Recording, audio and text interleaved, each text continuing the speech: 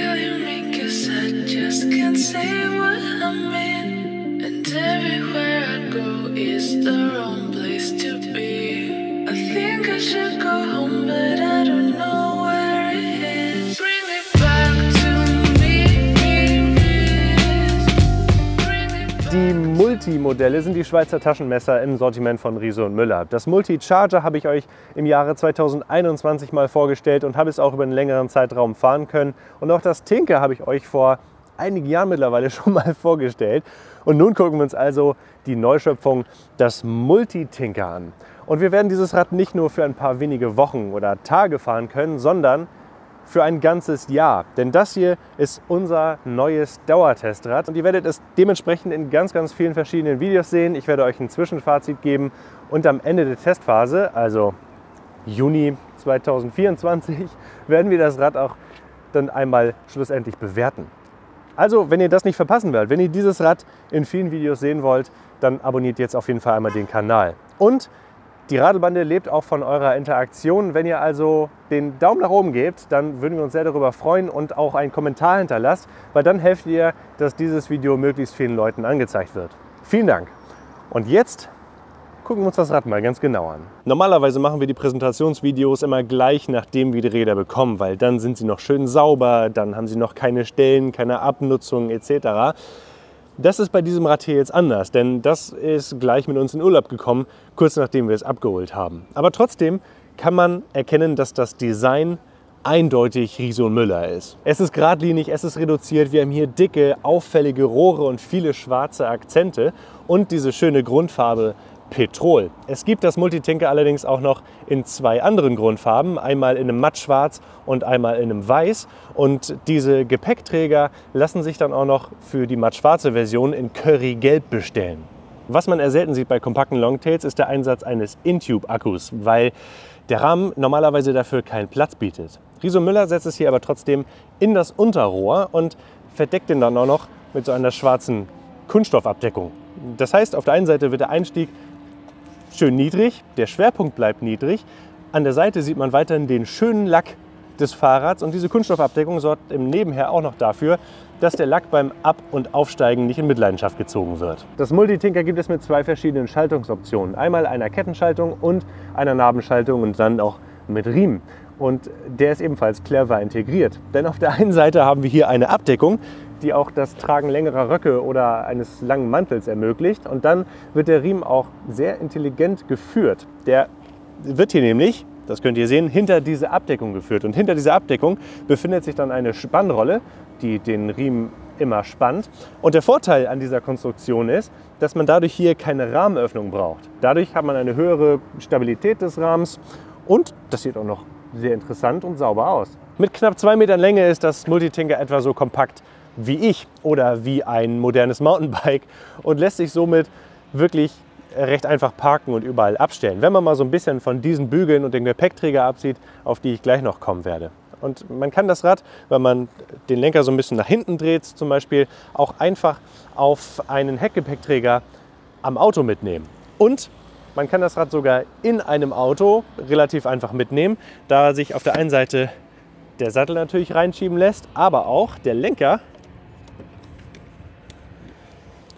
nach hinten klappen lässt. Und so hat das Rad insgesamt ein sehr niedriges Profil, deutlich niedriger als normale Fahrräder.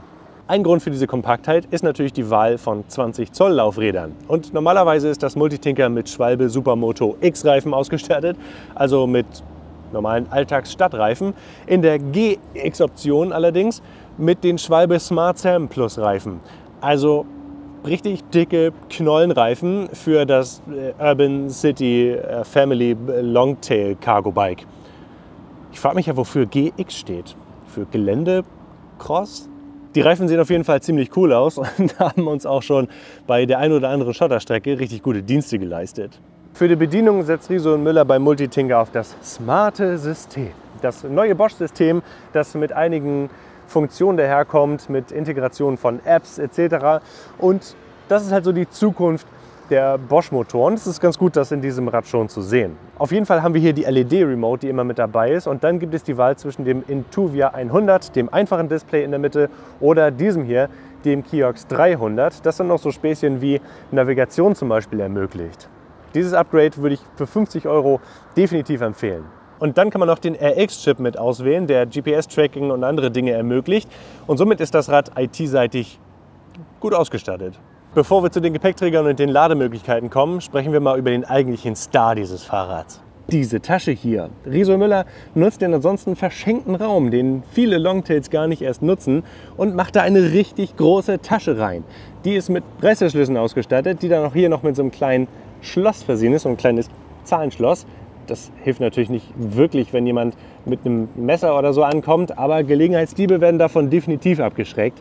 Und hier passt richtig viel rein. Meine Flasche, ein Spanngurt, eine Kamera, Schutzbleche, noch ein Spanngurt, Reifenheber, eine Luftpumpe, ein gesamter Werkzeugkasten und ein Eis. Also wahnsinnig viel Platz in dieser Tasche, und die war noch nicht mal richtig voll. Und damit nicht alles irgendwie unorganisiert da drin rumfliegt, dann gibt es hier auch noch mal eine kleine Netztasche, eine Unterteilung. Aber die ist natürlich super für die Schlosskette, für die Sonnenbrille eventuell, oder wenn man mal irgendwelche Sachen kurz mal außer Sicht am Fahrrad irgendwie parken möchte. Das Multitinker hat immer zwei Gepäckträger, einer hinten und einer vorne. Standardmäßig gibt es hier vorne einen kleinen Gepäckträger, der 5 Kilogramm Fassungsvermögen hat und sich auch noch optional mit einer Tasche ausstatten lässt mit 18 Litern Fassungsvermögen. Oder man nimmt den Cargo-Gepäckträger. Der ist eine ganze Ecke größer, ist für 8 Kilogramm freigegeben und hat so in etwa halbe Eurobox-Ausmaße. Der ist aber im Wesentlichen eher dafür gedacht, um weichere Gegenstände darauf zu transportieren, wie zum Beispiel die Drybag, das Zelt, die Einkaufstasche, den Rucksack, irgendwelche Sachen, die sich halt einfach hier drauf verzurren lassen. Denn hier gibt es halt überall diese Möglichkeiten, und standardmäßig sind hier auch zwei solcher Gummizüge verbaut, von denen uns einer bereits geklaut wurde. Und ein weiteres cooles Detail, damit eben irgendwelche hohe Last auch den Scheinwerfer nicht verdeckt, ist er hier vorne angebracht. Der Hauptgepäckträger ist allerdings der hintere Gepäckträger. Es heißt ja schließlich Long Tail und nicht Short Nose. Auf jeden Fall sitzt der hier auf diesem Rahmen drauf. Das ist gut, weil dann ließ er sich im Falle einer Beschädigung sehr einfach austauschen. Denn wenn man hier Dinge dran klemmt, dann leidet natürlich auch dauerschonend der Lack. Der Gepäckträger darf mit 65 Kilogramm belastet werden und hat hier oben eine Platte, auf der dann natürlich das Sitzpolster hier richtig schön drauf sitzt. Das heißt aber auch, dass man, wenn man zum Beispiel Kindersitze nutzen möchte, die eine seitliche Klemmung brauchen, so wie die wir aktuell mit diesem Fahrrad nutzen. In unserer Konfiguration ist noch das optionale Safety Bar Kit verbaut, das hier fest mit dem Gepäckträger verschraubt ist und hier so einmal ein äußeren Rahmen und einen inneren Rahmen bietet. Auf dem inneren Rahmen, der auch noch gepolstert ist, da können die Kinder ihre Arme drauflegen, können sich festhalten, und wenn das Rad doch mal umkippt, dann ist nicht der innere Rahmen auf dem Boden, sondern der äußere Rahmen, und die Kinder haben noch einen etwas besseren Schutz. Außerdem lässt sich in dieser Konfiguration auch einfach eine Eurobox hier reinstellen und durch diesen Rahmen sehr einfach verzurren. Weiter unten am Gepäckträger befinden sich dann noch diese Streben, an die man ganz einfach zum Beispiel eine Packtasche hängen kann. Und diese Streben, die sind auch etwas weiter vom Rahmen entfernt, sodass irgendwelche Packtaschen nicht den eigentlichen Rahmen des Fahrrads beschädigen. Und Standardmäßig sind dann auch diese Boards hier verbaut, durch die dann diese Packtaschen, die hier dran hängen, auch ganz einfach nochmal von unten gestützt werden. Oder aber man nutzt natürlich die Original-Packtaschen von Riso und Müller, die naturgemäß genau zu dem Fahrrad passen. Die sind riesengroß. Erstmal sind sie komplett wasserfest ausgeführt, also irgendwelche Regenschauer sollten der Ladung, die da drin ist, überhaupt nichts ausmachen. Und sind hier mit zwei richtig dicken Klickverschlüssen verschlossen. Lässt sich dann so einrollen und dann, wenn man das hier unten auch noch löst, kann man die eine ganze Ecke rausholen. Und die bieten jetzt wirklich viel Ladevolumen und lassen sich auch durch diese Öffnung recht einfach beladen. Und hier drin sind dann noch Raumteiler, Raumtrenner, so mit Reißverschlüssen, die man öffnen und schließen kann. Es gibt hier noch so Netztaschen, durch die man Kleinigkeiten irgendwo reinstellen kann. Und was ich eine ziemlich coole Idee finde, hier in der Mitte befindet sich auch noch ein eigener Flaschenhalter, damit eben die Flasche nicht umfällt. Also richtig viel Platz in dieser Tasche und die kommt standardmäßig in dem Set auch für beide Seiten mit, wenn man die Option auswählt natürlich. Und wenn der Platz dann doch mal nicht ausreichen sollte, dann gibt es hier die Möglichkeit, eine Anhängerkupplung zu montieren und einen Anhänger anzuhängen. Natürlich nicht dann, wenn diese Tasche hier montiert ist. Also wirklich viele Möglichkeiten, um den Alltagskram zu verstauen. Aber wie sitzt man jetzt auf dem Riso und Müller Multitinker? Der Sattel lässt sich in einer ziemlich großen Bandbreite verstellen. Das ist jetzt die niedrigste Sitzposition, die eignet sich für Menschen, ich würde mal sagen, ab 1,60 Meter und dann die höchste Sitzposition, die dann für mich eher geeignet ist, für Menschen bis 1,95 Meter, 1,96 Meter. Also ich sitze in der höchsten Sitzposition gut auf diesem Fahrrad. Und damit wirklich möglichst viele Leute dieses Fahrrad verwenden können, gibt es hier beim Lenker auch noch die Möglichkeit, den in einigen Dimensionen zu verstellen. Das ist das gleiche Prinzip, wie es zum Beispiel auch beim Riso und Müller Load schon seit Jahren bekannt ist. Wir haben hier zwei Hebel, die kann man ziehen und dann kann man den Lenker nicht nur komplett wegklappen, sondern eben auch in dieser Position arretieren. Und damit kommt der Lenker schon mal deutlich näher an den Sattel ran. Das sieht jetzt natürlich merkwürdig aus, wo der Sattel so weit rausgezogen ist. Aber dann kann der Lenker auch noch in der Höhe verstellt werden, in 5 Stufen insgesamt. Und in der höchsten Stufe, da würde selbst ich in dieser Position jetzt eine richtig gemütliche Sitzposition hinbekommen. Testen wir das doch mal. Erstmal den Einstieg überwinden, das gelingt leicht. Und dann, ja, da sitze ich wirklich königlich hoch zu Rosse auf diesem Fahrrad. Aber ich bin ja eher so der sportliche Typ und sitze gerne etwas sportlicher auf dem Fahrrad. Und auch für mich ist dann eine passende Sitzposition da. Dann lässt sich nämlich der Lenker einfach wieder nach unten stellen. Und dann könnte ich entweder den Lenker in diese Position bringen oder aber, wenn ich es wirklich super sportlich haben möchte, gibt es auch noch eine Race-Position, die dann, ja, wo der Lenker wirklich sehr weit vom Sattel entfernt ist und wo ich dementsprechend dann auch deutlich nach vorne gebeugt sitze. Also da kann man ein bisschen mit rumspielen. Da findet, denke ich mal, jede Person die favorisierte Sitzposition. Und der Vorteil ist auch, dass es wirklich mal schnell zu verstellen geht. Man muss nicht irgendein Werkzeug anwenden, sondern einfach Schnellspanner, zack, zack, zack, und ist die Sitzposition geändert. Und wie sich dieses Fahrrad fährt, das wollen wir jetzt mal sehen. Wir fahren jetzt in den Drägerpark. Schön auf dem Spielplatz. Und natürlich wie immer der allererste Test, wie schnell kann das Ding beschleunigen. Wir sind jetzt in der höchsten Unterstützungsstufe im Turbo-Modus, haben die kleinste Übersetzung und wir legen los.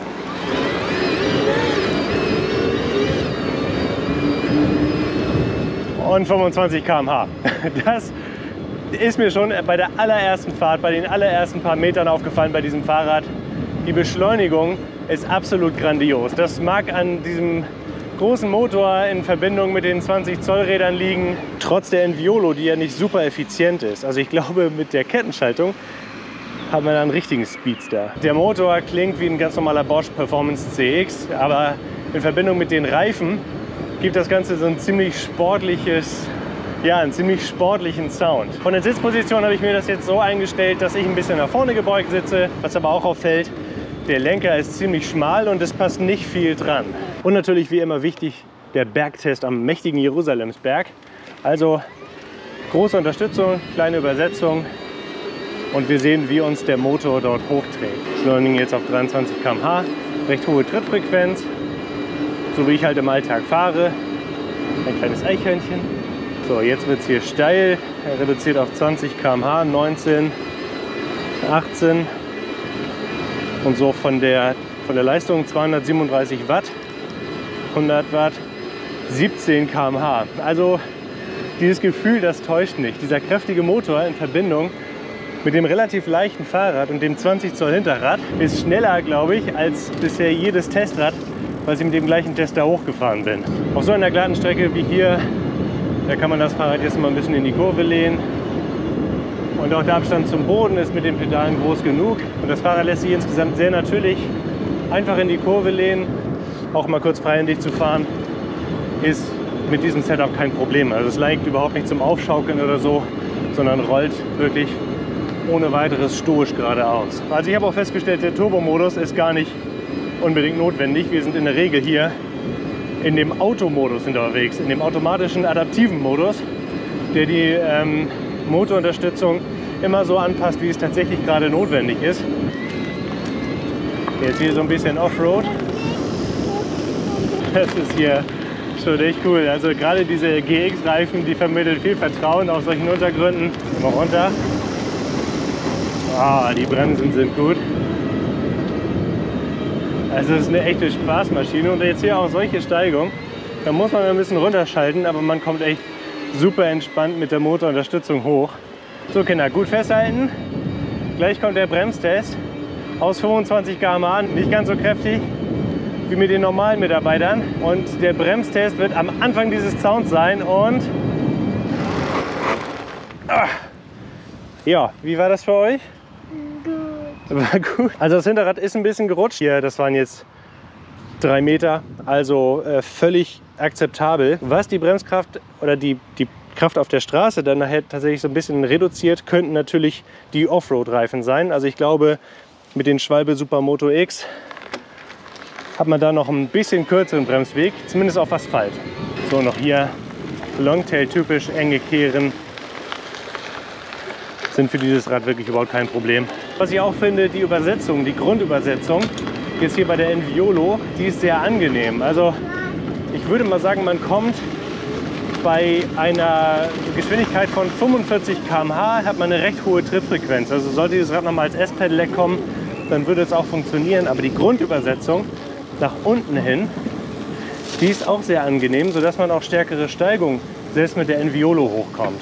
Du bekommst beim Pflaster, rollt das Rad gut rüber. Man merkt aber, dass es halt ein Longtail ist, das hinten ziemlich steif ist. Da muss die Federungsarbeit von dem Reifen übernommen werden. Gerade die Supermoto X Reifen sollten das noch besser können als die Smart Sam hier.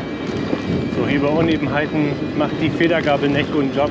Und auch hier so bei den innenstadtnahen Trails funktioniert das Rad echt gut. Also was man immer wieder feststellt beim Kurvenfahren und auch wenn es um die Ecken geht, dass das Fahrrad sehr kompakt ist und dementsprechend unterscheidet es sich in der Fahrt kaum von einem normalen Fahrrad. Ja, jetzt sind wir gleich da und wir gehen zurück zu Präsentationsthemen und den Preisen. Das Riso Müller Multitinker startet ab am Preis von 5.699 € in der Touring-Version, also mit der Kettenschaltung. Diese Version mit der Enviolo und dem Riemen gibt es ab 6.199 €. Jetzt hier in vollem Ornat, also mit allem drum und dran, was ich auch zum Testen mitbekommen habe, kostet das Fahrrad 6.918 € und 30 Cent. Richtig. Aber es gibt dieses Rad auch noch ab 99 € im Monat im Abo, also quasi zur Langzeitmiete. Wenn das für euch interessant ist, dann guckt doch mal in den Link unten in der Videobeschreibung. Die ersten paar Wochen mit dem Multitinker waren schon mal sehr vielversprechend. Der Alltagsnutzen ist hoch, der Motor macht richtig viel Spaß, die Akkulaufzeit ist gut. Aber es wird auch mal interessant sein zu sehen, wie das mit den beiden Kindern und Alltagsgepäck so funktioniert. Und auch dann nachher im Winter natürlich, wie das die Kinder mitmachen. Aber das sind Themen für später und auch dafür wird es sicherlich irgendwelche Lösungen geben. Aber jetzt bin ich mal gespannt, wie die nächsten Wochen bzw. das ganze Jahr mit diesem Fahrrad wird. Jetzt seid ihr gefragt, was sollen wir in den nächsten Wochen und Monaten mit diesem Rad unternehmen? Was sollen wir mal prüfen, was sollen wir mal testen? Habt ihr eventuell Verbesserungsvorschläge für das Rad und würde es in euren Alltag passen? Schreibt es doch mal unten in die Kommentare. Lasst einen Daumen nach oben da, wenn euch das Video gefällt und wenn ihr dabei sein wollt, wenn die Radlbahn das nächste Mal auf Tour ist, dann abonniert den Kanal. Tschüss, bis dann.